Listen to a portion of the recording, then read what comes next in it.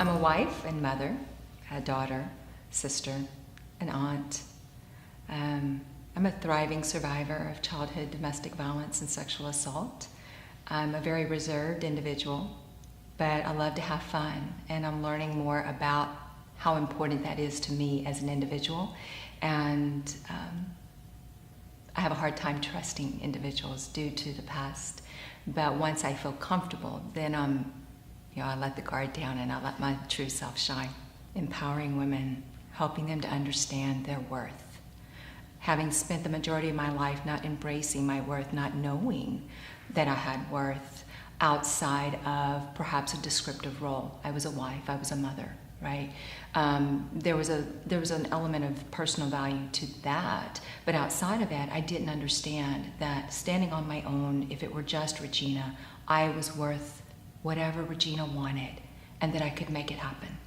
I Am Priceless is a movement that we're getting started, an organization to support and create a network for other female survivors of domestic violence, sexual assault, pretty much domestic violence and sexual assault, but I foresee in the future it growing into any type of violence against women, where they can come into this group of a safe zone with other survivors who know what they're going through and understand the masks that we wear, because we live in a society that's so full of survivors that nobody knows of their past, and they've put on this facade just so they can exist and to be safe to whatever degree that would be for them, to move forward and to have their jobs, have their families, do what they need to do, but nobody knows what's underneath that.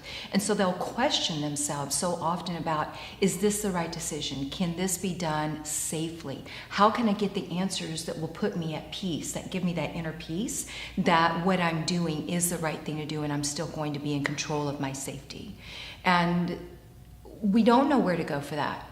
And so creating this network of individuals where we can come together and say, oh, I've had that same thought. You're not alone.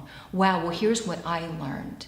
And then just build one another and help them carry forward. Word of mouth, marketing that we have in place. So we have a blog, we don't quite have a newsletter yet, but we're working on that. It's a team of volunteers, right? So as individuals find us and they feel the same heartbeat and they want to jump in on the team, we can continue to grow. But I have a vision of being national, internet, online, and with having little chapters that develop in communities where they can actually meet one another in person and give that hug and give that physical connection along with the online. Someone who hasn't yet decided to make the break, maybe they're still living in that, maybe they still don't even recognize it for what it is. They have to come to understand where they're at for I Am Priceless to actually serve them in some way. So it would be the goal of those who are already a part of the organization to just share it. Hey, this is something I came across, check it out. And then as an individual who's still living in that environment gets pieces of information, whether it's through I Am Priceless or through some local facility in their area, that information will give them the knowledge they need to start making a more informed decision about what's developing, what's occurring in their life on a daily basis. So they can start to see, okay, this isn't healthy, this isn't normal. I need to think about other ways of living my life, whatever that would be, and whatever steps they need to take. And then for someone who's already out of it, is to create that community of support, because it doesn't matter how long it's been since you've come out of it. In my experience, there are still days, there are still moments in which you second guess every decision you have to make. And so to have someone you can reach out to and say, this is where I'm at today, and then kind of get that hand up, right? That nurturing support to keep you going and say, hey, you girl, you've got this, and then move forward from there. Well, physically, the program I teach is called Smart Safe. It's a reality-based self-defense program designed specifically for women, so it meets our emotional needs, as well as the psychological and the physical, the techniques. It's the only program I've come across that actually meets the emotional needs. Outside of that, I have come to realize that it doesn't matter what program they take. There's all kinds of self-defense programs out there for women, and they choose the one that works for them. But if they don't believe in their head, between their ears, that they are worth protecting, it won't matter what they take, because when they need it, they're not going to use it. So I come in and I really try to fill that gap and help them to understand their worth, and that mentally we have to be defending ourselves mentally before we can ever defend ourselves physically. Life's a journey, and I've been on this journey of self-discovery and exposing the skeletons of shame from the past for a while. And it just came to my attention, it was deep in my heart last year, that I needed to share more and to put it in a book. And I felt like that since this is such a prevalent issue in our society, and it's a generational problem, you see that it just continues generation after generation, and so much of it is done within the family circle, that other women might be at the same place, and that I could provide them a platform, an opportunity where we could join forces, have more power, and the strength and the support of one another to share our stories. And so it's just been a process. And last year I had made that decision to launch the book, and then I had some individuals from my past, within a couple of months of making that decision, virtually touch me. And I found myself spiraling into depression. I found myself ready to just end it all. Not that I felt I was actually suicidal, but I welcomed death. I did not want to deal with the pain anymore. I didn't want to go through that anymore. And after, I don't know, maybe a couple of weeks of trying to sort my emotions, trying to figure out why just a virtual touch would send me in such a descending fashion. Why was I down here when I'm such an upbeat woman who knows my purpose and was destined to go forward and live it? Why all of a sudden was I in the depths of despair? And one day I just said, Regina, you've got to go find a counselor. You have to do what you tell other women they need to do. And for the first time ever, I sat with a counselor. So even in my childhood, when things came to the light of the authorities, nothing was ever done. And I never received counseling. Everything was swept under the rug, and life went on.